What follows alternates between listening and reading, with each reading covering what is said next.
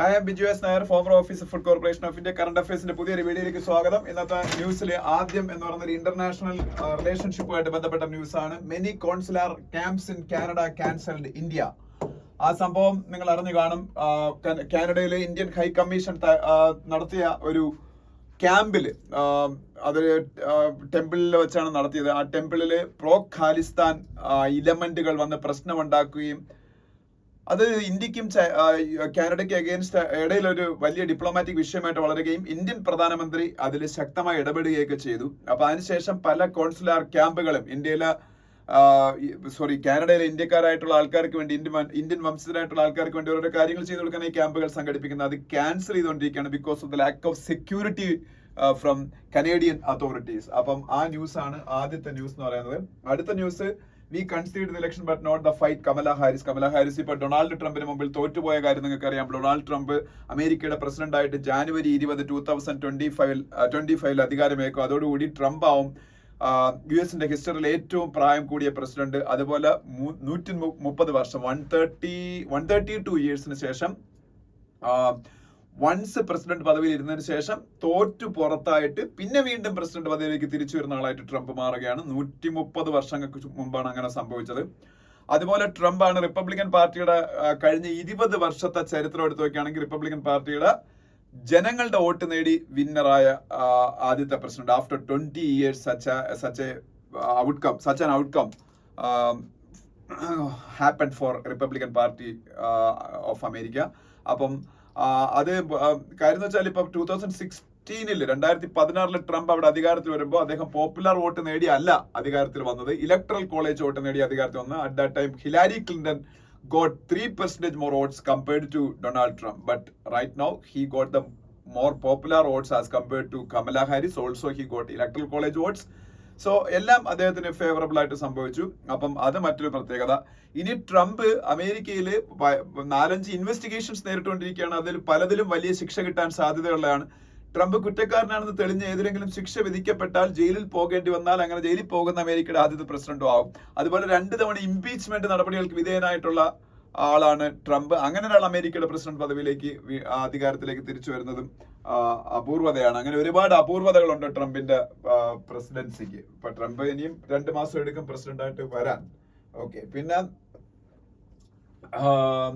ഏകനാഥ് ഷിൻഡെ മഹാരാഷ്ട്രയുടെ chief minister statement ആയി കാണാം.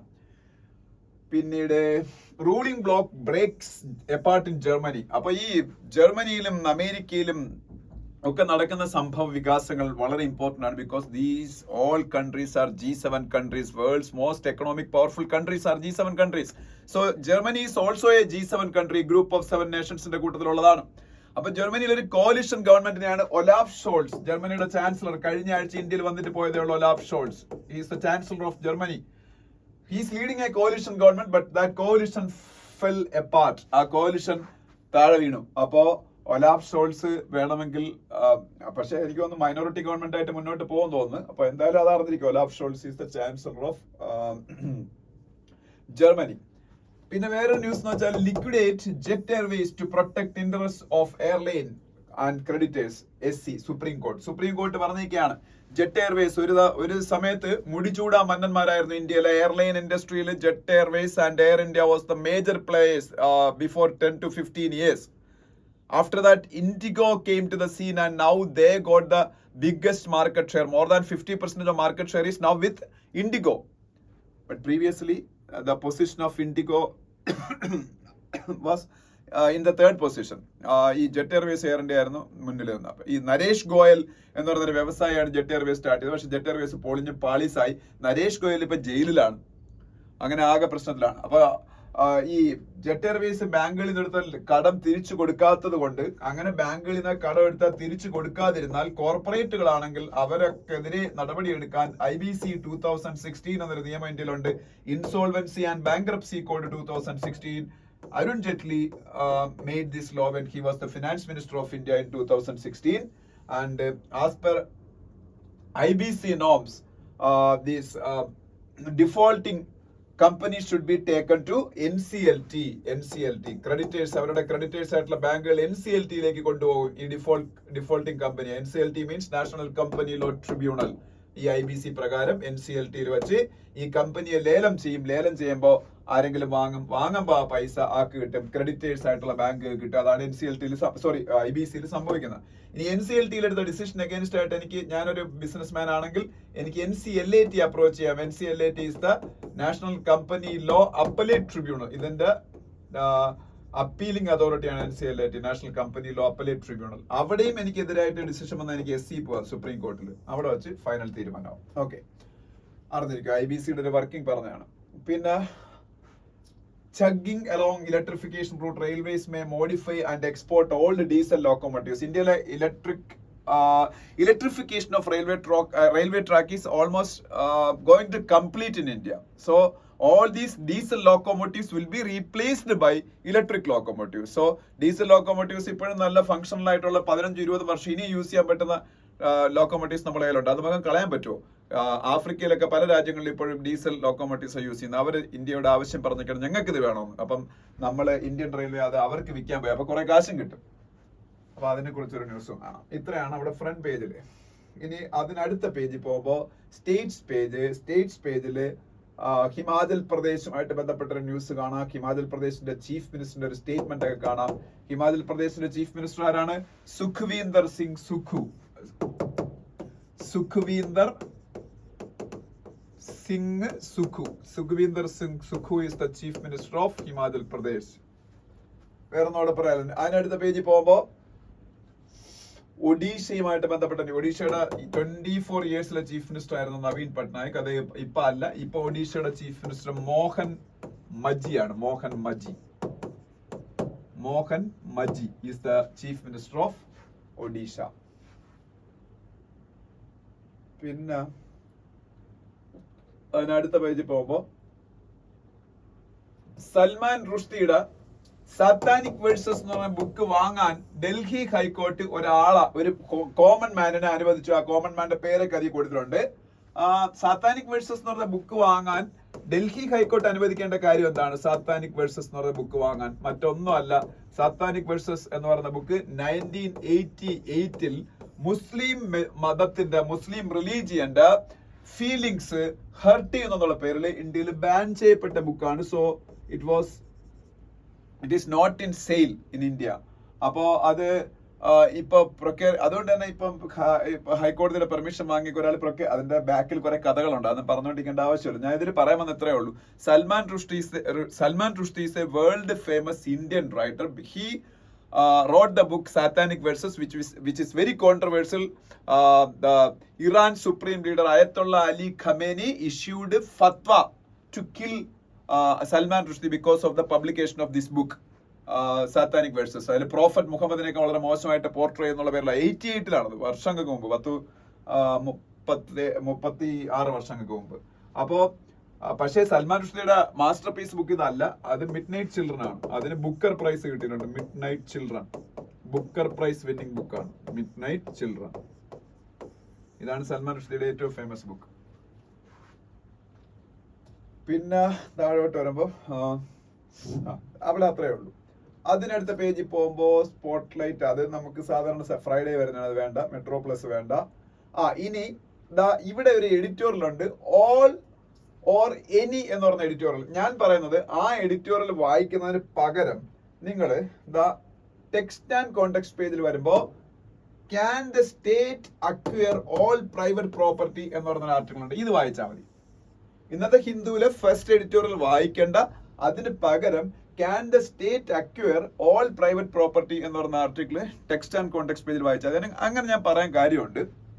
ഇത് സുപ്രീം കോടതിയുടെ വളരെ ഹിസ്റ്റോറിക് ആയിട്ടുള്ള ഒരു വേർഡിക്റ്റ്, ഡേ ബിഫോർ യെസ്റ്റർഡേ ആണ് വേർഡിക്റ്റ് വന്നത്. അതിനെക്കുറിച്ച് ജസ്റ്റ് പറഞ്ഞു പോയിട്ടുണ്ടായിരുന്നു. അതിന്നത്തെ ഹിന്ദുവിന്റെ ഫസ്റ്റ് എഡിറ്റോറിയലാണ്. പക്ഷെ ആ എഡിറ്റോറിയൽ വായിച്ചാൽ നിങ്ങൾക്ക് മനസ്സിലാവുന്നേക്കാളും കൂടുതൽ കാര്യം ഇത് വായിച്ചാൽ മനസ്സിലാവും. എഡിറ്റോറിയലിൽ അവര് വളരെ ലീഗൽ ആയിട്ടുള്ള സെന്റൻസസ് ഉപയോഗിച്ച് ഒരു ലീഗൽ ആംഗിളിലാണ് അത് എഴുതിയേക്കുന്നത്. അത് എല്ലാവർക്കും അത്രത്തോളം സുഖിക്കണമെന്നില്ല. അതിനേക്കാളും കോമൺ മാന് മനസ്സിലാവുന്ന ഒരു ലാംഗ്വേജിലാണ് ഇവിടെ ഈ ആർട്ടിക്കിൾ ടെക്സ്റ്റ് ആൻഡ് കോണ്ടെക്സ്റ്റ് പേജിൽ സെയിം ആർട്ടിക്കിൾ വന്നേക്കുന്നത്. അപ്പൊ നമ്മൾ ഇത് വായിച്ചാൽ ഇത് സംഭവം എന്ന് പറയുന്നത് നമ്മളുടെ ഇന്ത്യയുടെ കോൺസ്റ്റിറ്റ്യൂഷൻ നമുക്ക് എല്ലാവർക്കും അറിയാം. DPSP എന്ന് പറയുന്ന ഒരു സംഭവം. DPSP means directive principles of state policy. DPSP എന്താണ്? Directive principles of state policy. Part 4 of Indian constitution ആണ്. പാർട്ട് 4 ഓഫ് ഇന്ത്യൻ കോൺസ്റ്റിറ്റ്യൂഷൻ ആണ് DPSP അല്ലെങ്കിൽ directive principles of state policy എന്ന് പറയുന്നത്. അതിൽ ആർട്ടിക്കിൾ 39B അതാണ് ബോൺ ഓഫ് കണ്ടൻഷൻ ആയിരുന്നത്. Article 39B. Article 39B പ്രകാരം ഇന്ത്യയിലെ ഏത് പ്രോപ്പർട്ടി വേണമെങ്കിലും പബ്ലിക് ആക്കി മാറ്റാം. കോമൺ ഗുഡിന് വേണ്ടിയിട്ട് ഗവൺമെന്റിന് അത് അക്യൂർ ചെയ്ത് ഉപയോഗിക്കാം എന്നൊരു സംഭവം ഉണ്ടായിരുന്നു. അതായത് ഇപ്പോ അങ്ങനെ എക്സാമ്പിൾ പറയുകയാണെന്നുണ്ടെങ്കിൽ ഇവിടെ കർണാടകത്തില് 2000 എനിക്ക് തോന്നുന്നു 1980 മറ്റോ ആണ് ഒരാളുടെ വെഹിക്കിൾസ് എല്ലാം പിന്നീട് പിടിച്ചെടുത്തിട്ട് അതൊരു പബ്ലിക് ട്രാൻസ്പോർട്ടിന്റെ ഭാഗമാക്കി മാറ്റി. അപ്പൊ അങ്ങനെ അതാണ് ഞാൻ ഉദ്ദേശിച്ചത്. അതായത് ഇപ്പൊ നമുക്ക് ഒരു material resource of the community ആയിട്ട് കൺസിഡർ ചെയ്യുന്ന സംഭവത്തിന് നമുക്ക് ഗവൺമെന്റിന് അത് അക്വയർ ചെയ്തിട്ട് കോമൺ ഗുഡിന് വേണ്ടിയിട്ട് സമൂഹത്തിന്റെ നന്മയ്ക്ക് വേണ്ടിയിട്ട് ഉപയോഗിക്കാം എന്നാണ് ആർട്ടിക്കിൾ 39B പറഞ്ഞിരുന്നത്. അത് justice VR Krishna Iyer 1977 state of Karnataka versus Ranganath Reddy എന്ന് പറയുന്ന കേസിൽ അതൊന്നുകൂടെ ഊട്ടി ഉറപ്പിച്ച് അദ്ദേഹം അതിന് കൂടുതൽ ഇന്റർപ്രിട്ടേഷൻസ് കൊടുത്തു. അതിന് VR കൃഷ്ണയർ ഡോക്ട്രിൻ എന്നൊക്കെയാണ് അറിയപ്പെടുന്നത്. അപ്പോ അദ്ദേഹത്തിന്റെ അഭിപ്രായം അനുസരിച്ച് he held that it embraces all national wealth, not merely natural resources, and all the private and public sources of meeting material needs. ജനങ്ങളുടെ മെറ്റീരിയൽ നീഡ്സ് പിന്നീട് സാറ്റിസ്ഫൈ ചെയ്യാൻ വേണ്ടിയിട്ട് ഗവൺമെന്റിന് വേണമെന്നുണ്ടെങ്കിൽ ഏത് പ്രൈവറ്റ് പ്രോപ്പർട്ടിയോ ഏത് പബ്ലിക് പ്രോപ്പർട്ടിയോ ഒക്കെ അക്വയർ ചെയ്യാനും അത് ജനങ്ങളുടെ ഇടയിൽ ഡിസ്ട്രിബ്യൂട്ട് ചെയ്യാനുള്ള അവകാശം ഉണ്ടെന്നാണ്. ഈ മൈനോറിറ്റി ജഡ്ജ്മെന്റ് ഈ ജസ്റ്റിസ് VR കൃഷ്ണയുടെ 77 ഈ state of Karnataka versus Ranganath Reddy കേസിൽ അദ്ദേഹം നടത്തിയ ഈ പരാമർശമാണ് പിന്നീട് Sanjeev coke manufacturing company versus Bharat coking coal limited കേസിലൊക്കെ ഈ കോക്ക് എന്ന് പറഞ്ഞാൽ നമ്മളെ പെപ്സി കൊക്കോകോള അല്ല, നമ്മളുടെ കൽക്കരി ഉണ്ടല്ലോ, അതിന്റെയൊക്കെ നാഷണലൈസേഷനിലേക്കൊക്കെ നയിച്ചത്. അപ്പൊ ഇതില് ജസ്റ്റിസ് VR കൃഷ്ണയറാണ് ഈ state of Karnataka versus Ranganath Reddy എന്ന് പറഞ്ഞ 1977 കേസിൽ ഈ പറഞ്ഞ ആർട്ടിക്കിൾ 39B എന്ന് പറയുന്ന ഇന്ത്യയുടെ കോൺസ്റ്റിറ്റ്യൂഷനിലെ പാർട്ട് 4 ഉള്ള ഡയറക്റ്റീവ് പ്രിൻസിപ്പിൾസ് ഓഫ് സ്റ്റേറ്റ് പോളിസിയിൽ വരുന്ന ഈ ഒരു ആർട്ടിക്കിൾ 39B അത് ഒന്നുകൂടെ ഊട്ടി ഉറപ്പിച്ചത്. അതായത് സോഷ്യലിസത്തിന്റെ ഒരു ആസ്പെക്ടിലായിരുന്നു. അതായത് സോഷ്യലിസത്തിൽ ഇപ്പൊ സോവിയറ്റ് യൂണിയനിലൊന്നും പ്രൈവറ്റ് പ്രോപ്പർട്ടി എന്ന് പറയുന്ന സംഭവം ഒന്നും ഇല്ലായിരുന്നു. അപ്പൊ നമ്മളൊക്കെ സോവിയറ്റ് യൂണിയന്റെ ആരാധകരായിരുന്നു നെഹ്റുവിന്റെ പീരീഡിലൊക്കെ. അപ്പൊ നമ്മള് സോഷ്യലിസ്റ്റ് ഒരു തിങ്കിങ്ങിലാണ്. ഈവൻ ജഡ്ജിമാര് പോലും ഈ പറഞ്ഞ ആർട്ടിക്കിൾ 39B ഇന്റർപ്രിട്ടേഷൻ നടത്തിയ ഡയറക്റ്റീവ് പ്രിൻസിപ്പിൾസ് ഓഫ് സ്റ്റേറ്റ് പോളിസിയുടെ. അപ്പം ഏത് മെറ്റീരിയൽ റിസോഴ്സ് വേണമെങ്കിലും അത് പ്രൈവറ്റ് ഓണ്ടോ പബ്ലിക് ഓണ്ടോ എന്തോ ആയിക്കോട്ടെ, ഗവൺമെന്റിന് common good of the society community അവർക്ക് വേണ്ടിയിട്ട് ഇത് അക്വയർ ചെയ്ത് ഡിസ്ട്രിബ്യൂട്ട് ചെയ്യാനാക്കി. പക്ഷെ അതിപ്പം കോടതിയിൽ വീണ്ടും ക്വസ്റ്റ്യൻ ചെയ്യപ്പെട്ടപ്പോ ഇന്ത്യയുടെ കോൺസ്റ്റിറ്റ്യൂഷൻ ബെഞ്ചായിരിക്കും ഇത് പരിഗണിക്കുന്നത്. കോൺസ്റ്റിറ്റ്യൂഷനായിട്ട് ബന്ധപ്പെട്ട കാര്യമില്ല. ആർട്ടിക്കിൾ 39B എന്ന് പറഞ്ഞാൽ directive principles of state policy വരുന്നത് അത് കോൺസ്റ്റിറ്റ്യൂഷൻ ബെഞ്ചാണ് ഇത് പരിഗണിച്ചത്. അതിൽ ആദ്യം 7 അംഗ ബെഞ്ചാണ് ഇത് പരിഗണിച്ചത്. 7 അംഗ ബെഞ്ച് പരിഗണിച്ചപ്പോ അവര് കൺഫ്യൂസ്ഡ് ആയി. അവരത് 9 അംഗ ബെഞ്ചിലേക്ക് വിട്ടു, 9 അംഗ ബെഞ്ച്. അതിൽ ചീഫ് ജസ്റ്റിസ് ഓഫ് ഇന്ത്യ ആയി 9 അംഗ ബെഞ്ചിന്റെ ഹെഡ് എന്ന് പറയുന്നത്. അപ്പൊ അതില് മെജോറിറ്റി ജഡ്ജ്മെന്റ് വന്നു. 7 അംഗങ്ങൾ ഇപ്പം പറഞ്ഞേക്കുന്ന ജഡ്ജ്മെന്റ് എന്താണെന്നാണ് ഞാൻ പറയാൻ പോണ. 2 അംഗങ്ങൾ മാത്രം അതിനോട് വിയോജിച്ചു. 2 അംഗങ്ങൾ വിയോജിച്ചില്ല, ഒരാൾ പാർഷ്യലി വിയോജിച്ചു, ഒരാൾ കംപ്ലീറ്റ്ലി വിയോജിച്ചു. 7 അംഗങ്ങളും പറഞ്ഞത് ഈ ആർട്ടിക്കിൾ 39B പറഞ്ഞേക്കുന്ന സംഭവത്തിന്റെ ആ ഇന്റർപ്രിട്ടേഷൻ ജസ്റ്റിസ് VR കൃഷ്ണയരുടെ നേതൃത്വത്തിൽ 1977 ഈ പറഞ്ഞ state of Karnataka versus Ranganath Reddy എന്ന് പറഞ്ഞ കേസിൽ പറഞ്ഞ കാര്യങ്ങൾ പൂർണ്ണമായിട്ടും അംഗീകരിക്കാൻ പറ്റത്തില്ല. എല്ലാ പ്രൈവറ്റ് പ്രോപ്പർട്ടിയും പബ്ലിക് പ്രോപ്പർട്ടിയും ഒക്കെ നമ്മളുടെ സമൂഹ നന്മയ്ക്ക് വേണ്ടിയിട്ട് പിടിച്ചെടുത്ത് ജനങ്ങളുടെ ഇടയിൽ റീഡിസ്ട്രിബ്യൂട്ട് ചെയ്യാനൊന്നും പറ്റത്തില്ല. അങ്ങനെ പറ്റും കുറെ കേസസിലൊക്കെ അങ്ങനെ പറ്റണം എന്നുണ്ടെങ്കിൽ ഇപ്പൊ ഫോറസ്റ്റുകൾ, പോണ്ടുകൾ, സ്പെക്ട്രം ഉണ്ടല്ലോ, നമ്മളെ മൊബൈൽ ഫോണിന്റെയൊക്കെ മൈനുകൾ, മിനറൽസ്, ഇതൊക്കെ ഉപയോഗിക്കാം. അത് പ്രൈവറ്റ്ലി ഹെൽഡ് ആണെന്നുണ്ടെങ്കിലും നമുക്ക് അത് പിടിച്ചെടുത്ത് ജനങ്ങളുടെ ഇടയിൽ ഡിസ്ട്രിബ്യൂട്ട് ചെയ്യാം. കാര്യം മറ്റൊന്നുമല്ല, അത് ഒരു പ്രൈവറ്റ് ഇൻഡിവിജ്വലിന്റെ കയ്യിലോ അല്ലെങ്കിൽ ഒരു പ്രൈവറ്റ് കമ്പനിയുടെ കയ്യിലോ കോൺസെൻട്രേറ്റ് ചെയ്യുന്നത് രാജ്യത്തിന് നല്ലതല്ല. അപ്പം അത്തരം സന്ദർഭങ്ങളിൽ അത് ബോധ്യപ്പെടുത്തിക്കൊണ്ട് അവരെ കയ്യിൽ നിന്ന് പിടിച്ചെടുത്ത് റീഡിസ്ട്രിബ്യൂട്ട് ചെയ്യുന്നതിന് കുഴപ്പമില്ല. പക്ഷേ പക്ക പ്രൈവറ്റ് ആയിട്ടുള്ള ഇപ്പൊ നമ്മൾ എന്തെങ്കിലും സമ്പാദിച്ച് സാധാരണപ്പെട്ട സ്വത്തുക്കൾ അങ്ങനെ പിടിച്ചെടുക്കാനുള്ള അവകാശമൊന്നും ആർട്ടിക്കിൾ 39B പ്രൊവൈഡ് ചെയ്യുന്നില്ല. അത് ജസ്റ്റിസ് വി ആർ കൃഷ്ണയുടെ ആ ഒരു ഇന്റർപ്രിട്ടേഷൻ തെറ്റാണെന്നൊക്കെ ചന്ദ്രചൂഡ് അദ്ദേഹത്തിന്റെ പേര് വരെ പരാമർശിച്ച് ചീഫ് ജസ്റ്റിസ് പറഞ്ഞു. പക്ഷെ അതിനെയൊക്കെ ചില ജഡ്ജിമാർ വിയോജിക്കുകയൊക്കെ ചെയ്തു, അങ്ങനെ കൃഷ്ണയുടെ പേരൊന്നും ഇവിടെ കൊണ്ടുവരണ്ടായിരുന്നു എന്നൊക്കെ. അപ്പൊ എന്തായാലും ഇപ്പൊ ഞാനിപ്പോ പേഴ്സണലി ഉണ്ടാക്കിയിരിക്കുന്ന എന്റെ അപ്പാരൽ, എന്റെ ഡ്രസ്സുകൾ, ജ്വല്ലറി, ഇങ്ങനെയുള്ള സംഭവങ്ങളൊക്കെ ചുമ്മാ പിടിച്ചെടുത്ത് അതിൽ പ്രൈവറ്റ് പ്രോപ്പർട്ടി എല്ലാം അക്വയർ ചെയ്ത് റീഡിസ്ട്രിബ്യൂട്ട് ചെയ്യാന്ന് പറഞ്ഞ രീതിയിൽ റീഡിസ്ട്രിബ്യൂട്ട് ചെയ്യാൻ പറ്റത്തില്ല. പക്ഷെ എന്റെ ഇതുപോലുള്ള സംഭവങ്ങൾ പബ്ലിക് ഗുഡ്സിന് വേണ്ടി, പബ്ലിക് നന്മയ്ക്ക് വേണ്ടി ഉപയോഗിക്കേണ്ട, പൊതു നന്മയ്ക്ക് വേണ്ടി ഉപയോഗിക്കുന്ന ഫോറസ്റ്റ് എന്റെ കയ്യിൽ സ്വന്തമായിട്ടുണ്ട്, പോണ്ടുകൾ, സ്പെക്ട്രം, മൈൻസ്, അങ്ങനെയൊക്കെ ഉള്ള സംഭവങ്ങളാണെന്നുണ്ടെങ്കിൽ റീഡിസ്ട്രിബ്യൂട്ട് ചെയ്തതിന് കുഴപ്പമില്ല. പക്ഷെ എല്ലാ പ്രൈവറ്റ് അസറ്റും അങ്ങനെ റീഡിസ്ട്രിബ്യൂട്ട് ചെയ്യാൻ പാടില്ലെന്നാണ് പറഞ്ഞേക്കുന്നത്. ഇപ്പൊ ഇതാണ് സംഭവം. ഇതിനെ കുറിച്ചാണ് ഹിന്ദുവിലെ എഡിറ്റോറിയൽ. ഇത് കണ്ടാൽ നിങ്ങൾക്ക് വായിച്ചാൽ സാധാരണ നമ്മളെ കോമൺ മാൻ ഇംഗ്ലീഷിലായത് എഴുതിയേക്കുന്ന വായിച്ചാൽ മനസ്സിലാവും, മറ്റേ അത്രത്തോളം മനസ്സിലാവില്ല. അതുകൊണ്ടാണ് ഞാൻ അത് വായിക്കേണ്ട, ഇത് വായിച്ചാൽ മതി ഇത് പറഞ്ഞത്. പിന്നെ ഒരു കാര്യം, ഇന്ത്യയില് ഈ റൈറ്റ് ടു പ്രോപ്പർട്ടി ഒരു ഫണ്ടമെന്റൽ റൈറ്റ് ആയിരുന്നുള്ളായിരുന്നു, നിങ്ങൾക്ക് എല്ലാവർക്കും അറിയാമേ. Right to property fundamental right ആയിരുന്നു. അത് ഫണ്ടമെന്റൽ റൈറ്റ്സിന്റെ കൂട്ടത്തിൽ ആർട്ടിക്കിൾ 19(1)(f), അതുപോലെ ആർട്ടിക്കിൾ 31, അതൊക്കെ ഇതിനെ കുറിച്ചാണ് പറഞ്ഞത്. ഫണ്ടമെന്റൽ റൈറ്റ് ആയിരുന്നു റൈറ്റ് ടു പ്രോപ്പർട്ടി. പക്ഷേ 1978 അത് ഈ റൈറ്റ് ടു പ്രോപ്പർട്ടി എന്ന് പറയുന്നത് മൊറാർജി ദേശായിയുടെ പ്രൈം മിനിസ്റ്റർ ആയിരിക്കുന്ന സമയത്ത് ഫണ്ടമെന്റൽ റൈറ്റിൽ നിന്ന് എടുത്ത് മാറ്റി അത് ലീഗൽ റൈറ്റ് ആയിട്ട് മാറ്റി. അതിപ്പോ ആർട്ടിക്കിൾ 300A ആയിട്ടാണ് ഇന്ത്യൻ കോൺസ്റ്റിറ്റ്യൂഷനിൽ ആഡ് ചെയ്യപ്പെട്ടേക്കുന്നത്. റൈറ്റ് ടു പ്രോപ്പർട്ടി ഇപ്പോഴും ഉണ്ട്, പക്ഷെ that is not a fundamental right, that is a legal right. Article 19(1)(f) ഒക്കെ മാറിയിട്ട് ആർട്ടിക്കിൾ 300A ഇന്ത്യൻ കോൺസ്റ്റിറ്റ്യൂഷനോട് ആഡ് ചെയ്യപ്പെട്ടു 1978 മൊറാർജി ദേശായിയുടെ ഭരണകാലഘട്ടത്തിൽ. 44th amendment of Indian constitution ആണെന്ന് തോന്നുന്നു. ഓക്കെ, അപ്പം അതെല്ലാം ഇതിന്റെ അത് പറയുന്നുണ്ട്. പിന്നെ ഇവിടെ ഞാൻ ഈ എഡിറ്റോറിയൽ വന്നതുകൊണ്ടാണ് ഡയറക്റ്റ്ലി അങ്ങോട്ട് ചാടിപ്പോയത്. ഈ എഡിറ്റോറിയൽ ഡിസ്കസ് ചെയ്യാതെ അതിന്റെ ആവശ്യമില്ല, മറ്റത് പഠിച്ചാൽ എന്ന് പറഞ്ഞത്. അതായിരിക്കും കുറച്ചുകൂടി നിങ്ങൾക്ക് ഇൻഫോർമേറ്റീവ്. പിന്നെ ടെസ്റ്റിംഗ് ടൈം എന്ന് പറഞ്ഞ എഡിറ്റോറിയൽ, ഇത് ഡൊണാൾഡ് ട്രംപ് അമേരിക്കയുടെ പ്രസിഡന്റ് ആയാൽ ലോകത്തിന്റെ ക്ലൈമറ്റ് ആക്ഷൻ പ്ലാൻസിനെ അത് ബാധിക്കാൻ സാധ്യതയുണ്ട്. അത് ശരി തന്നെയാണ്. കാര്യം ഈ 2016 പാരീസ് ക്ലൈമറ്റ് അഗ്രിമെന്റ് വരുന്നത്. 2015 ഡിസംബറിലാണ് പാരീസ് ക്ലൈമറ്റ് കോൺഫറൻസ് നടക്കുന്നത്. എന്നിട്ട് അതിനുശേഷം പാരീസ് ക്ലൈമറ്റ് അഗ്രിമെന്റ് 2016 വരിക. അത് അന്ന് ആദ്യമായിട്ടാണ് അമേരിക്ക അങ്ങനെ ഒരു മേജർ ക്ലൈമറ്റ് അഗ്രിമെന്റിനെ അക്സെപ്റ്റ് ചെയ്യുന്നത്. അതിന്റെ കാരണം അന്ന് ബരാക് ഒബാമ എന്ന് പറഞ്ഞാൽ വളരെ മോഡറേറ്റ് ആയിട്ടുള്ള പ്രസിഡന്റ് ആയിരുന്നു അന്ന് അമേരിക്കയുടെ പ്രസിഡന്റ്. അതിനുശേഷം ഒബാമ മാറി ട്രംപ് 16 US അധികാരത്തിൽ വരിക. അദ്ദേഹം ആദ്യം ചെയ്ത കാര്യങ്ങൾ പറഞ്ഞാൽ പാരീസ് ക്ലൈമറ്റ് അഗ്രിമെന്റ് വിത്ഡ്രോ ചെയ്യുകയാണ് ചെയ്തത്. കാരണം പാരീസ് ക്ലൈമറ്റ് അഗ്രിമെന്റും അമേരിക്കയുടെ താല്പര്യങ്ങൾക്ക് വിരുദ്ധമാണെന്ന് പറഞ്ഞുകൊണ്ടാണ് അദ്ദേഹം അതിന് വിത്ഡ്രോ ചെയ്തത്.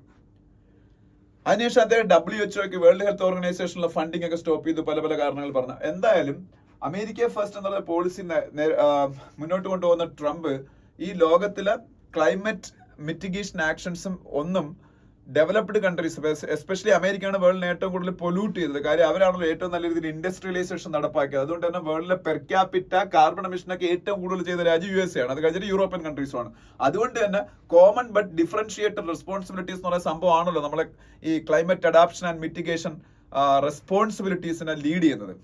കോമൺ റെസ്പോൺസിബിലിറ്റി ആണ് to make the world better, make our environment better, make our climate better. അതെല്ലാം കോമൺ റെസ്പോൺസിബിലിറ്റി ആണ്. India is also having responsibility, Pakistan is also having responsibility, even smallest country Maldives is also having responsibility. But even if that is a common responsibility of all these nations, but the responsibility is a differentiated one, because ഞാൻ പറഞ്ഞില്ലേ industrialised countries ആണ് വേൾഡിനെ ഏറ്റവും കൂടുതൽ polluted ആക്കിയത്. അപ്പൊ common but differentiated responsibilities. പക്ഷെ Trump അതൊന്നും accept ചെയ്യാൻ റെഡി അല്ല. അദ്ദേഹം പറയുന്നത് എല്ലാവരും ഒന്നുപോലെ ഇതിന് റെസ്പോൺസിബിൾ ആണ്, എല്ലാവരും ഒന്നുപോലെ ഫണ്ടിങ് കൊടുക്കണം, അമേരിക്ക മാത്രം അതിൽ കൂടുതൽ റെസ്പോൺസിബിൾ ആകുമ്പോൾ അമേരിക്കയ്ക്ക് അത് അമേരിക്കയുടെ താല്പര്യങ്ങൾ ഹനിക്കും എന്നൊക്കെയാണ് അദ്ദേഹത്തിന്റെ ആറ്റിറ്റ്യൂഡ് പറഞ്ഞത്. അത് മാത്രമല്ല ഇതുമായിട്ട് ബന്ധപ്പെട്ട സയന്റിഫിക് സ്റ്റഡീസിനൊന്നും അദ്ദേഹം അംഗീകരിക്കുന്നതും ഇല്ല. അപ്പൊ അതുകൊണ്ടൊക്കെ US പ്രത്യേകിച്ച് 2030 ആണ് ഈ പറഞ്ഞ പാരീസ് ക്ലൈമറ്റ് അഗ്രിമെന്റുമായിട്ട് ബന്ധപ്പെട്ട് പല കാര്യങ്ങളും നമ്മൾ അച്ചീവ് ചെയ്യാൻ വച്ചേക്കുന്ന ആദ്യത്തെ ഡെഡ് ലൈൻ എന്ന് പറയുന്നത് 2030. അപ്പൊ ഈ 2030 ആവാൻ 5-6 വർഷമേ ഉള്ളൂ. അതില് ട്രംപിന്റെ പ്രസിഡൻസി ആയിരിക്കും ഇനി വരാൻ പോകുന്ന അടുത്ത 4 വർഷം. അപ്പൊ so the next 5 to 6 years are very decisive for the world to achieve some of the goals prescribed in the Paris climate agreement. But ആ സമയത്ത് US ട്രംപിന്റെ പ്രസിഡൻസി ആയിരിക്കും. അത് ലോകത്തിന് വളരെ അദ്ദേഹം പഴയ രീതിയിൽ തന്നെ മുമ്പോട്ട് പോയണമെന്നുണ്ടെങ്കിൽ അത് ലോകത്തിന് ക്ലൈമറ്റ് മിറ്റിഗേഷൻ അഡാപ്റ്റേഷൻ ഗോൾസിനെ പാരീസ് ക്ലൈമറ്റ് അഗ്രിമെന്റിനെ ഒക്കെ വളരെ ദോഷകരമായിട്ട് ബാധിക്കും. അതിനെക്കുറിച്ച് ഡീറ്റെയിൽ ആയിട്ടുള്ള ഒരു ആർട്ടിക്കിളാണ്, സോറി എഡിറ്റോറിയലാണ് തന്നതാണ്. പിന്നെതാ ഇത് വീണ്ടും ക്ലൈമറ്റ് റിലേറ്റഡ് ആയിട്ടുള്ള എഡിറ്റോറിയലാണ്, സോറി ആർട്ടിക്കിളാണ്. All eyes on Baku and the climate finance call എന്ന് പറയുന്ന അത് സംഭവം. അതും നമുക്കറിയാം ക്ലൈമറ്റ് ഫിനാൻസിങ് ആണ് ഈ അസർബൈജാനിലെ ബാക്കുവിൽ നടക്കാൻ പോണ 29th COP summit, 29th conference of the party സമ്മിറ്റിന്റെ മെയിൻ അജണ്ട NCQG ആണ്. NCQG എന്ന് പറഞ്ഞാൽ new collective quantified goal, new collective quantified goal എന്ന് പറയുന്ന സംഭവം. അപ്പോൾ ഈ ഗ്ലോബലി ക്ലൈമറ്റ് അഡാപ്റ്റേഷനും മിറ്റിഗേഷനും വേണ്ട ഫണ്ടിങ്ങിന് ഒരു പ്രോപ്പർ ആയിട്ടുള്ള ഫ്രെയിം വർക്ക് ഉണ്ടാക്കുക. അതൊക്കെയാണ് ഈ 29th COP summit, conference of the party summit Baku, അസർബൈജാന്റെ ക്യാപിറ്റലായ ബാക്കുവിൽ നടക്കുമ്പോൾ ലോകത്തിലെ രാജ്യങ്ങൾ ലക്ഷ്യം വെക്കുന്നത്. പക്ഷേ അവിടെ നടക്കാൻ സാധ്യതയുള്ള ചില എന്താ പറയുന്ന ഡെവലപ്ഡ് നേഷൻസിന്റെ ട്രിക്സ് ഒക്കെയാണ് അതിൻ്റെ അകത്ത് എക്സ്പ്ലെയിൻ ചെയ്തേക്കുന്നത്. അത് നിങ്ങളൊന്ന് വായിച്ചു നോക്കുക. കാര്യം എനിക്കിതിപ്പോൾ ഡീറ്റെയിൽ ആയിട്ട് എല്ലാം കൂടെ എക്സ്പ്ലെയിൻ ചെയ്തിരിക്കാനുള്ള സമയമല്ല, ഞാനത് ജസ്റ്റ് ഒന്ന് വായിച്ചായിരുന്നു. അപ്പോൾ ഇതിലൊരു പറഞ്ഞേക്കുന്ന കാര്യം എന്ന് വെച്ചാൽ ഈ നേരത്തെ പറഞ്ഞ കോമൺ ബട്ട് ഡിഫറൻഷിയേറ്റഡ് റെസ്പോൺസിബിലിറ്റി എന്ന് പറയുന്ന സംഭവമൊക്കെ തകർക്കാൻ വേണ്ടിയിട്ട് ഇപ്പൊ തന്നെ ഡെവലപ്ഡ് നേഷൻസ് ശ്രമം ആരംഭിച്ചിട്ടുണ്ട്. സ്വിറ്റ്സർലാൻഡ് പോലുള്ള രാജ്യങ്ങളുടെ പേര് ഇവിടെ പറയുന്നുണ്ട്. അവരെല്ലാം ഡെവലപ്ഡ് നേഷൻസ് എല്ലാവരും ഈക്വലി ഈ പറഞ്ഞ ക്ലൈമറ്റ് ഫിനാൻസിങ് ഒക്കെ കൊടുക്കാൻ റെസ്പോൺസിബിൾ ആണെന്നൊക്കെ ഒരു സ്റ്റാൻഡ് എടുത്തേക്കുന്നത്. ഇപ്പൊ ഡെവലപ്ഡ് നേഷൻസ് എല്ലാം എന്ന് പറയുമ്പോഴത്തേക്ക് റിച്ച് ആയിട്ടുള്ള നേഷൻസ്, ഇപ്പം വേണമെങ്കിൽ UAE ഒരു റിച്ച് നേഷൻ എന്ന് പറയാം. പക്ഷേ UAE ക്ലൈമറ്റ് ഫിനാൻസിങ്ങിന് വേണ്ടിയിട്ട് വലുതായിട്ട് ഫണ്ട് കൊടുക്കേണ്ട ആവശ്യമില്ല യഥാർത്ഥത്തിൽ. കാരണം UAE റിച്ച് ആണെന്ന് എഴുതിയിട്ട് അവർ ക്ലൈമറ്റിനെ വളരെ മോശമാക്കിയിട്ടുള്ള ആൾക്കാരല്ല. അവരിപ്പോ ഓയിൽ സമ്പത്ത് കൊണ്ട് ഇപ്പൊ റിച്ച് ആയതാണ്. ഇപ്പൊ അവർ ഉറപ്പായിട്ട് പെർ ക്യാപിറ്റ എമിഷൻ അവർക്ക് കൂടുതലാണ്. പക്ഷേ ഒരു 200 വർഷം മുമ്പ് തുടങ്ങിയതാണ് അമേരിക്കയും യൂറോപ്പും ഒക്കെ. അന്ന് തൊട്ടേ ഇൻഡസ്ട്രിയലൈസേഷൻ സ്റ്റാർട്ട് ചെയ്തതാണ് ആ രാജ്യങ്ങളിലെ. അപ്പം അത്തരത്തിലുള്ള സ്റ്റാൻഡുകൾ എടുക്കുന്നതിന്റെ പ്രോബ്ലംസിനെ കുറിച്ചും, പിന്നെ പലരും ക്ലൈമറ്റ് മിറ്റിഗേഷന് വേണ്ടി ഫണ്ടിങ് കൊടുക്കാനാണ് എല്ലാവർക്കും താല്പര്യം. ക്ലൈമറ്റ് അഡാപ്റ്റേഷന് വേണ്ടി ഫണ്ടിങ് കൊടുക്കാൻ താല്പര്യമല്ല. ഈ അഡാപ്റ്റേഷൻ എന്ന് പറയുമ്പോഴത്തേക്ക് കാലാവസ്ഥ ചേഞ്ച് ഉണ്ടായി കഴിഞ്ഞാൽ അതിനെ നേരിടാൻ വേണ്ടിയുള്ള ഇൻഫ്രാസ്ട്രക്ചർ ഡെവലപ്മെന്റ് ഒക്കെ ആണ് ഈ അഡാപ്റ്റേഷനിൽ വരുന്നത്. അപ്പൊ അഡാപ്റ്റേഷന് ഫണ്ടിങ് കൊടുക്കാൻ പലരും വിമുഖരാണ്. മിറ്റിഗേഷന് ഫണ്ടിങ് കൊടുക്കാനാണ് എല്ലാവർക്കും താല്പര്യം. അപ്പൊ അഡാപ്റ്റേഷന് പ്രോപ്പർ ആയിട്ടുള്ള ഫണ്ടിങ് കിട്ടുന്നില്ല. പിന്നെ ആദ്യം GCF ഗ്രീൻ ക്ലൈമറ്റ് ഫണ്ട് എന്ന് പറഞ്ഞ് 2009 fund, $100 billion fund developing Nations കൊടുക്കാൻ വേണ്ടി സന്നദ്ധമാവണമെന്നൊക്കെ ഒരു കോപ്പ് സമ്മിറ്റിൽ, എനിക്ക് കോപ്പൻ ഹേഗനിൽ 2009 നടന്നൊരു സമ്മിറ്റിൽ ആവശ്യപ്പെട്ടിരുന്നു. അതിന്റെ അടിസ്ഥാനത്തിൽ 2020 കൂടി ഡെവലപ്ഡ് നേഷൻസ് $100 ബില്യൺ വെച്ച് ഡെവലപ്പിംഗ് നേഷൻസിന് ഫണ്ടിങ് ആയിട്ട് കൊടുക്കും എന്നൊക്കെയായിരുന്നു പ്ലഡ്ജ്. പക്ഷെ അതൊന്നും യാഥാർത്ഥ്യമായില്ല. 2022 അത് യാഥാർത്ഥ്യമായതായിട്ട് OECD പറയുന്നു. OECD എന്ന് പറഞ്ഞാൽ പാരീസ് ബേസ്ഡ് ആയിട്ടുള്ള ഒരു ഓർഗനൈസേഷൻ ആണ്, organisation for economic cooperation and development. അവരുടെ സ്റ്റഡീസ് പറഞ്ഞാൽ 2022 അത് യാഥാർത്ഥ്യമാണ്. പക്ഷെ അതിൽ പോലും കുറെ പ്രശ്നങ്ങളുണ്ട്. കാര്യം ഈ ഡെവലപ്ഡ് നേഷൻസ് ഡെവലപ്പിംഗ് നേഷൻസിന് ഈ പറഞ്ഞ ക്ലൈമറ്റ് മിറ്റിഗേഷനും അഡാപ്റ്റേഷനും ഒക്കെ വേണ്ടിയുള്ള ഫണ്ട് ഗ്രാൻഡുകളായിട്ടും കൺസെഷണൽ ലോണുകളായിട്ടൊക്കെയാണ് കൊടുക്കേണ്ടത്. ഈ ഗ്രാൻഡ് ഒക്കെ പക്ഷേ കൊടുക്കുന്ന വളരെ കുറവാണ്. ഈ ലോൺസ് വിത്ത് നല്ല ഹൈ ഇൻട്രസ്റ്റ് റേറ്റ് ആണ് ഇവർ പലപ്പോഴും ഫണ്ടിങ് ആയിട്ട് ഈ ഡെവലപ്പിംഗ് നേഷൻസ് കൊടുക്കുന്നത്. അത് ആക്ച്വലി ഡെവലപ്പിംഗ് നേഷൻസിന്റെ ഓൾറെഡി ഉള്ള ഫിനാൻഷ്യൽ ബർഡൻ കൂട്ടാനേ സഹായിക്കുള്ളൂ.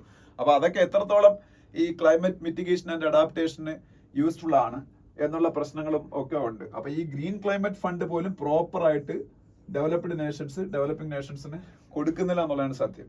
വേറൊരു കാര്യം, ഈ പറഞ്ഞ $100 ബില്യൺ എന്ന് പറയുന്ന സംഭവം അവർ അച്ചീവ് ചെയ്താൽ പോലും അത് വളരെ മീഗറാണ്. കാര്യം ട്രില്യൺസ് ഓഫ് ഡോളേഴ്സ് ആണ് വേൾഡിൽ ക്ലൈമറ്റ് മിറ്റിഗേഷനും അഡാപ്റ്റേഷനും വേണ്ടി ഡെവലപ്പിംഗ് നേഷൻസിന് വേണ്ടത്. ആ സ്ഥാനത്ത് ഒരു $100 ബില്യൺ എന്ന് പറഞ്ഞാൽ അത് വലിയൊരു എമൗണ്ട് ആണെങ്കിലും യഥാർത്ഥത്തിൽ വേണ്ട സംഖ്യയായിട്ട് കമ്പയർ ചെയ്യുമ്പോൾ വളരെ ചെറിയൊരു എമൗണ്ട് ആണ്. ഇതൊക്കെയാണ് ഈ ആർട്ടിക്കിളിന്റെ അകത്ത് മെയിൻ ആയിട്ട് ഡിസ്കസ് ചെയ്തേക്കുന്നത്. ഓക്കെ, പിന്നെ താഴോട്ട് വരുമ്പോൾ ഇത് ഞാൻ ഡീറ്റെയിൽ ആയിട്ട് പറയുന്നില്ല. ഇൻഡസ് വാട്ടർ ട്രീറ്റിയെ കുറിച്ച് ഒരു ആർട്ടിക്കിൾ ഉണ്ട്. ഇൻഡസ് വാട്ടർ ട്രീറ്റി, IWT എന്ന് നമ്മൾ ഷോർട്ട് ഫോമിൽ പറയുന്ന സാധനമാണ് ഇൻഡസ് വാട്ടർ ട്രീറ്റി. ഇന്ത്യക്കും പാകിസ്ഥാനും ഇടയിലുള്ളതാണ്. 1970s വേൾഡ് ബാങ്കിന്റെ മധ്യസ്ഥതയിൽ ഇന്ത്യക്കും പാകിസ്ഥാനും ഇടയിൽ 6 നദികളിലെ വെള്ളം ഷെയർ ചെയ്തതിന് വേണ്ടിയിട്ടുണ്ടായതാണ് IWT, ഇൻഡസ് വാട്ടർ ട്രീറ്റി. അപ്പൊ അതുമായിട്ട് ബന്ധപ്പെട്ട് കുറെ ഡിസ്കഷൻസ് ഒക്കെ വീണ്ടും സ്റ്റാർട്ട് ചെയ്തിട്ടുണ്ട്. അതിനെക്കുറിച്ചാണ് ഈ ആർട്ടിക്കിൾ. 6 നദികൾ എന്ന് പറയുന്നത് നിങ്ങളെ കേട്ടിട്ടുള്ളതാണ്. ഇൻഡസ്, ഛലം, ചെനാബ്, രവി, ബിയാസ്, സത്ലജ്. ഇൻഡസ്, രവി, ബിയാസ്, സത്ലജ്, ഝലം, ചെനാബ്, CHNAB, ചെനാബ്. ഈ 6 നദികളിലെ വെള്ളം ഷെയർ ചെയ്യാൻ വേണ്ടി ഇന്ത്യക്കും പാകിസ്ഥാനും ഇടയിൽ വേൾഡ് ബാങ്കിന്റെ നേതൃത്വത്തിൽ ഉണ്ടാക്കിയ എഗ്രിമെന്റ് ആണ് IWT, ഇൻഡസ് വാട്ടർ ട്രീറ്റി. പിന്നെ ഇതൊന്നും വലിയ ആവശ്യമുള്ളതല്ല. അതിനടുത്ത പേജ് പോകുമ്പോൾ ഞാൻ ഓൾറെഡി ഡിസ്കസ് ചെയ്ത ആർട്ടിക്കിൾ ആണ്. Can the state acquire all private property എന്ന് പറയുന്ന ആർട്ടിക്കിൾ. അതിന്റെ താഴെ are CSR contributions to agriculture properly tracked എന്ന് പറയുന്ന ആർട്ടിക്കിൾ ഉണ്ട്. CSR എന്താണെന്ന് അറിഞ്ഞിരിക്കുക. CSR എന്ന് പറഞ്ഞാല് നിങ്ങൾക്കൊക്കെ അറിയാം, നിങ്ങൾ എല്ലാവരും കേട്ടിട്ടുണ്ടായിരിക്കും, കോർപ്പറേറ്റ് സോഷ്യൽ റെസ്പോൺസിബിലിറ്റി. ഇന്ത്യയിൽ CSR, കോർപ്പറേറ്റ് സോഷ്യൽ റെസ്പോൺസിബിലിറ്റി എന്ന് പറയുന്നത്, ഇപ്പൊ സപ്പോസ് എനിക്കൊരു കമ്പനി ഇരിക്കട്ടെ, ആ കമ്പനിയുടെ ടോട്ടൽ വർത്ത് 500 crores ആവുക, അല്ലെങ്കിൽ ആനുവൽ ടേൺ ഓവർ 1000 crore ആവുക, അല്ലെങ്കിൽ ഇയർലി പ്രോഫിറ്റ് 5 crore ആവുക. ഇതിലേതെങ്കിലും ഒരെണ്ണം സാറ്റിസ്ഫൈ ചെയ്താൽ, ടോട്ടൽ വർത്ത് 500 crore, അല്ലെങ്കിൽ ആനുവൽ ടേൺ ഓവർ 1000 crore, അല്ലെങ്കിൽ പ്രോഫിറ്റ് 5 crore പെർ ഇയർ, ഇതിലേതെങ്കിലും ഒരെണ്ണം ഞാൻ അച്ചീവ് ചെയ്താൽ എന്റെ കമ്പനി 2013 കമ്പനീസ് ആക്ട് അനുസരിച്ച്, കമ്പനീസ് ആക്ട് 2013 അനുസരിച്ച് CSR ആക്ടിവിറ്റി ചെയ്യാൻ നിർബന്ധിതരാകും. കോർപ്പറേറ്റ് സോഷ്യൽ റെസ്പോൺസിബിലിറ്റി, കമ്പനികളുടെ സാമൂഹിക പ്രതിബദ്ധത ഫണ്ട് ചെലവാക്കേണ്ടി വരും. അത് എന്റെ വിശ്വാസം അനുസരിച്ച് ടോട്ടൽ പ്രോഫിറ്റിന്റെ 2% കൊണ്ടാണ്. അതൊന്ന് ചെക്ക് ചെയ്തോളണം. ടോട്ടൽ പ്രോഫിറ്റിന്റെ 2% ആണെന്നാണ് എന്റെ ഓർമ്മ. അങ്ങനെ പറയുകയാണെങ്കിൽ ഇന്ത്യയിൽ ഇപ്പൊ റിലയൻസ് എന്ന് പറയുന്ന കമ്പനിക്ക് ഏതാണ്ട് 1 lakh crore ആണ് അവരുടെ പ്രോഫിറ്റ് എന്നുള്ളത്, 1 ലക്ഷം കോടിയോളം. അതായത് റിലയൻസിന്റെ പെട്രോളിയം ബിസിനസ്സിൽ നിന്നും ജിയോയിൽ നിന്നും എല്ലാത്തിനും കൂടെയുള്ള പ്രോഫിറ്റ്. അപ്പൊ അതിന്റെ 2% 2000 കോടി രൂപ. അപ്പൊ അംബാനി 2000 കോടി രൂപ ഒരു വർഷം ചാരിറ്റിക്ക് വേണ്ടി സ്പെൻഡ് ചെയ്താൽ അത് വലിയ കാര്യമല്ല. കാര്യം അയാളുടെ CSR ബാധ്യതയാണത്. മനസ്സിലായോ? അതിനപ്പുറത്തേക്ക് സ്പെൻഡ് ചെയ്യുമ്പോഴേ അത് കോർപ്പറേറ്റ് അയാളുടെ യഥാർത്ഥ ഫിലോന്ത്രോപ്പിസ്റ്റ് ആവുന്നുള്ളൂ. ഇപ്പൊ ഫിലാന്ത്രോപ്പി എന്ന് പറയുന്ന സംഭവത്തിൽ ഇന്ത്യയിലെ ഏറ്റവും വലിയ ആളെന്ന് പറയുന്നത് ഈ അംബാനി ഒന്നും അല്ല. ഇപ്പം ഹുറൂൺ എന്ന് പറഞ്ഞ ചൈനീസ് മാഗസിന്റെ ഫിലാന്ത്രോപ്പിയിൽ 1ാം സ്ഥാനത്തേക്കുന്ന ആൾക്കാരുടെ ഇന്ത്യയിലെ ലിസ്റ്റ് വന്നിട്ടുണ്ട്. 1ാം സ്ഥാനത്ത് കേരളത്തിലെ, ഇപ്പൊ ഞാൻ തിരുവനന്തപുരത്ത് നിന്നാണ് പഠിപ്പിച്ചോണ്ട്, തിരുവനന്തപുരത്തിന് തൊട്ടടുത്ത് കിടക്കുന്ന നാഗർകോവിലിൽ ജനിച്ചു വളർന്ന ഇന്ത്യയിലെ മൂന്നാമത്തെ റിച്ചസ്റ്റ് മാൻ ആണ്. അല്ല സോറി, മൂന്നാമത്തത് ആണ്, രണ്ടാമത്തത് ഗൗതം അദാനി, 1ാമത്തെ മുകേഷ് അംബാനി. ശിവനാടാർ പുള്ളി പണ്ട് തൊട്ടേ ഭയങ്കര വലിയൊരു ഫിലാന്ത്രോപ്പിസ്റ്റ് ആണ്. പാവപ്പെട്ട ആൾക്കാർക്ക് ഒരുപാട് സഹായം, 10, 2000, 3000 കോടി കഴിഞ്ഞ വർഷം അങ്ങനെ ചാരിറ്റി ചെയ്തു. അപ്പൊ അതാണ് ഫിലാന്ത്രോപ്പി എന്ന് പറഞ്ഞാൽ. അല്ലാതെ CSR ചെയ്യുന്ന ഫിലാന്ത്രോപ്പി അല്ല. അത് ഗവൺമെന്റിന്റെ ലീഗലി ബൈൻഡിങ് ആയിട്ടുള്ള കാര്യമാണ്. അത് ബിസിനസ്സുകാർ ചെയ്തേ പറ്റൂ. ഇപ്പൊ CSR കോർപ്പറേറ്റ് സോഷ്യൽ റെസ്പോൺസിബിലിറ്റിയുടെ ഫണ്ട് അഗ്രികൾച്ചർ സെക്ടറിലേക്കും പോകുന്നുണ്ട്. പക്ഷെ അഗ്രികൾച്ചർ സെക്ടറിൽ പോകുമ്പോൾ അത് പ്രോപ്പർലി ട്രാക്ക് ചെയ്യപ്പെടാത്തത് കൊണ്ട് ഈ കമ്പനീസ് അഗ്രികൾച്ചർ സെക്ടറിൽ സ്പെൻഡ് ചെയ്യുന്നത് കുറഞ്ഞു പോകുന്നു. അപ്പൊ CSR എന്നുള്ള ഫണ്ട് അഗ്രികൾച്ചർ സെക്ടറിലേക്ക് കൂടുതലായിട്ട് വഴിതിരിച്ച് വിടാൻ പറ്റിയാൽ അഗ്രികൾച്ചർ സെക്ടറിലെ ഇൻഫ്രാസ്ട്രക്ചർ ഡെവലപ്മെന്റിനൊക്കെ അത് ഭയങ്കരമായിട്ട് സഹായിക്കും. അതിനുവേണ്ടിയുള്ള ഒരു ഫ്രെയിംവർക്ക് ഉണ്ടാക്കണം എന്നൊക്കെയാണ് ഈ ആർട്ടിക്കിളിൽ പറയുന്നത്. അപ്പൊ അഗ്രികൾച്ചർ നമുക്കറിയാം, ഇന്ത്യയിലെ 47% പോപ്പുലേഷൻ ഇപ്പോഴും അഗ്രികൾച്ചറിലാണ്. അപ്പൊ 25% ഉള്ളൂ ഗ്ലോബൽ ആവറേജ്. ഗ്ലോബലി 25% ആൾക്കാർ അഗ്രികൾച്ചറിൽ എൻഗേജ് ചെയ്തേക്കുമ്പോൾ നമ്മളിവിടെ 47%. അത് മാത്രമല്ല, ഇന്ത്യയുടെ GDPയിലേക്ക് 16.73%, അതായത് ഏതാണ്ട് 17% ഇപ്പോഴും അഗ്രികൾച്ചറിൽ നിന്നാണ് കോൺട്രിബ്യൂഷൻ വരുന്നത് ഇന്ത്യൻ GDPയിലേക്ക്. മനസ്സിലായോ? അപ്പൊ അതെല്ലാം ഇവിടെ പറയുന്നുണ്ട്. ഓക്കെ, അതൊക്കെയാണ് നീ പറയാം. പിന്നെ ഈ പേജിലേക്ക് പോകുമ്പോ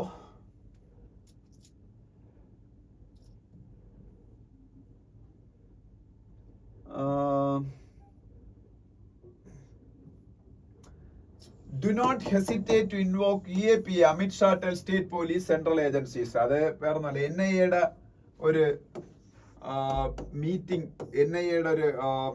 ഇന്നലെ ഡൽഹിയിൽ വെച്ചിട്ടുണ്ട്. NIA എന്താണെന്ന് എല്ലാവർക്കും അറിയാം, നാഷണൽ ഇൻവെസ്റ്റിഗേഷൻ ഏജൻസി. ആ NIA-യുടെ മീറ്റിംഗിൽ വെച്ച് ഇന്ത്യയുടെ ഹോം മിനിസ്റ്റർ അമിത് ഷാ പറഞ്ഞേക്കാണ് UAPA കേസുകൾ കൂടുതലായിട്ട് ഫയൽ ചെയ്യേണ്ടി വന്നാൽ ഫയൽ ചെയ്യണം. അതിൽ ഹ്യൂമൻ റൈറ്റ്സ് വയലേഷൻസ് എന്ന് പറഞ്ഞ ആൾക്കാരുടെ ക്രിറ്റിസിസം കേട്ട് മിണ്ടാതിരിക്കേണ്ട ആവശ്യമില്ലെന്ന്. EAPA-യുടെ expansion, unlawful activities prevention act,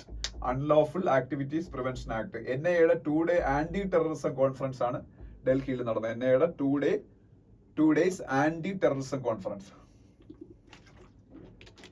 ഇപ്പോഴത്തെ NIAയുടെ ചീഫിന്റെ പേര് സദാനന്ദ സംതിങ് എന്നാണ്. സദാനന്ദ എന്നാണ് പുള്ളിയുടെ പേര് സ്റ്റാർട്ട് ചെയ്യുന്നത്. സദാനന്ദ ആപ്തെ അങ്ങനെ എന്തോ ആണ്. ഓക്കെ, അപ്പൊ അതൊന്ന് പഠിച്ചു വെച്ചോളണം. പിന്നെ ഇവിടെ വേറെ NCRB എന്നൊരു ഷോർട്ട് ഫോം കാണാം. NCRB national crime records bureau. NCRB എന്താണ് പഠിച്ചു വെച്ചേക്കണം? National crime records bureau. പിന്നെ ഈ പേജ് അന്നത്തെ പോലെ പൊളിറ്റിക്സ്, മഹാരാഷ്ട്ര ജാർഖണ്ഡ് ഇലക്ഷൻ, അത് കഴിയുന്നവരാണ് അങ്ങനെ ആയിരിക്കും. പിന്നെ PV സിന്ധു ബാഡ്മിന്റൺ സെന്ററിന് ഫൗണ്ടേഷൻ സ്റ്റോൺ ലേയിങ് സെറിമണി നടത്തിയ ഒരു ഫോട്ടോ കാണാം. Foundation stone laying ceremony for PV Sindhu badminton centre. അത് എവിടെയാണെന്നാണെങ്കിൽ ഒരു എക്സാമിന് ചോദിക്കാം. PV സിന്ധു ബാഡ്മിന്റൺ സെന്റർ എവിടെയാണ് വരാൻ പോകുന്നത്? Because PV Sindhu is a very famous sports personality of India, and she is the most accomplished woman sports personality of India. There is no doubt in that, because she won the World Badminton Championship medal also. But India's greatest ever athlete is Neeraj Chopra only. അദ്ദേഹത്തിനെ പോലെ achievement ഉള്ള വേറെ ആരുമില്ല. ഇപ്പൊ female മാത്രം എടുക്കുമ്പോൾ PV Sindhu ആണ്. World champion ആയിട്ടുണ്ട്. പലതവണ വേൾഡ് ചാമ്പ്യൻഷിപ്പിൽ സെക്കൻഡ് പ്ലേസിലും തേർഡ് പൊസിഷനിലൊക്കെ വന്നിട്ടുണ്ട്. ഒളിമ്പിക്സിൽ 2 തവണ മെഡൽ വിൻ ചെയ്തിട്ടുണ്ട്. വേറെ ആരുണ്ട്? അങ്ങനെ ആരുമില്ല ഫീമെയിൽ വിഭാഗത്തിൽ. അത് PV സിന്ധു ആണ്. അപ്പൊ അതുകൊണ്ട് തന്നെ PV സിന്ധു ആയിട്ട് ബന്ധപ്പെട്ട ന്യൂസുകൾ ഇമ്പോർട്ടന്റ് ആണ്. Her badminton academy is going to come up in Visakhapatnam. Visakhapatnam എവിടെയാണ്? ആന്ധ്രാപ്രദേശിലെ വിശാഖപട്ടണം. പിന്നെ ഏഷ്യൻ ബുദ്ധിസ്റ്റ് സമ്മിറ്റ് എവിടെയാണ് നടന്നത്? ഇന്ത്യയിലെ ന്യൂഡൽഹിയിൽ. ഏഷ്യൻ ബുദ്ധിസ്റ്റ് സമ്മിറ്റ് ന്യൂഡൽഹിയിൽ നടന്നു. പിന്നെ rules cannot change mid way of public service recruitment. അത് സുപ്രീം കോടതിയിൽ ഇന്നത്തെ ഒരു വിധിയാണ്. അത് വളരെ പ്രധാനപ്പെട്ടാണ്. അതായത് ഒരു നോട്ടിഫിക്കേഷൻ ഇട്ട് ആൾക്കാർ റിക്രൂട്ട്മെന്റ് സ്റ്റാർട്ട് ചെയ്തതിനു ശേഷം അതിന്റെ ഇടയിൽ കൊണ്ടുവച്ച് റൂൾസ് ചേഞ്ച് ചെയ്യാനുള്ള അവകാശം ഇല്ല. ഇൻ കേസ് അങ്ങനെ റൂൾസ് ഗവൺമെന്റ് ചേഞ്ച് ചെയ്യേണ്ടി വന്നാൽ ആർട്ടിക്കിൾ 14ന്റെയും ആർട്ടിക്കിൾ 16ന്റെയും ഇന്ത്യയുടെ ഫണ്ടമെന്റൽ റൈറ്റ്സ് പറഞ്ഞേക്കുന്ന ആർട്ടിക്കിൾ 14ന്റെയും ആർട്ടിക്കിൾ 16ന്റെയും ഒരു സാരാംശവും ലംഘിക്കാൻ പാടില്ല. ആർട്ടിക്കിൾ 14 നിങ്ങൾക്ക് എല്ലാവർക്കും അറിയാം, റൈറ്റ് ടു ഇക്വാലിറ്റി. ഇക്വാലിറ്റിയെ കുറിച്ച് പറയുന്ന ഇന്ത്യൻ കോൺസ്റ്റിറ്റ്യൂഷനിലെ ഫണ്ടമെന്റൽ ആയിട്ടുള്ള ആർട്ടിക്കിളാണ് ആർട്ടിക്കിൾ 14 എന്ന് പറഞ്ഞാൽ. ആർട്ടിക്കിൾ 16 എന്ന് പറഞ്ഞാൽ equal opportunity in public employment. Government ജോലികളിൽ എല്ലാവർക്കും ഈക്വൽ ഓപ്പർച്യൂണിറ്റി. ഈ 2 തത്വങ്ങളെയും വയലേറ്റ് ചെയ്യുന്ന ഒരു കാര്യം ചെയ്യാൻ പാടില്ലെന്നാണ്. പിന്നെ താഴോട്ട് വരുമ്പോൾ air quality commission doubles fine on farmers for stubble burning. Stubble burning ആണല്ലോ ഏറ്റവും വലിയ പ്രോബ്ലം ഉണ്ടാവും. ഫാമേഴ്സ് പഞ്ചാബിലൊക്കെ അല്ലാതെ ഉത്തർപ്രദേശില് ഫാമേഴ്സ് സ്റ്റബിൾ ബേണിംഗ് ചെയ്യുന്ന ഫോട്ടോ ആണ്. ഈ സ്റ്റബിൾ ബേണിംഗ് മൂലം നമ്മൾ അതിനിപ്പോ ഫൈനൊക്കെ ഭയങ്കരമായിട്ട് കൂട്ടിക്കുക. 5,000 rupees ഒക്കെ ആക്കി ഫൈൻ. അപ്പൊ അതുമായിട്ട് ബന്ധപ്പെട്ട ഒരു ന്യൂസ് ആണ്. ഇത്രയൊക്കെയുള്ള ആ പേജില്. അതിനടുത്ത പേജിൽ പോകുമ്പോ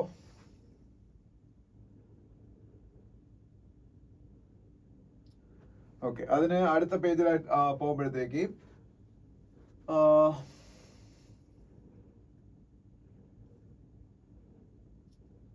ED searches premises linked to main vendors of Amazon, Flipkart. ആമസോണിന്റെയും ഫ്ലിപ്കാർട്ടിന്റെയും വെൻഡേഴ്സിന്റെ സൈറ്റുകളിലേക്ക് ED സെർച്ച് നടത്തിയതാണ്. ED enforcement directorate because of the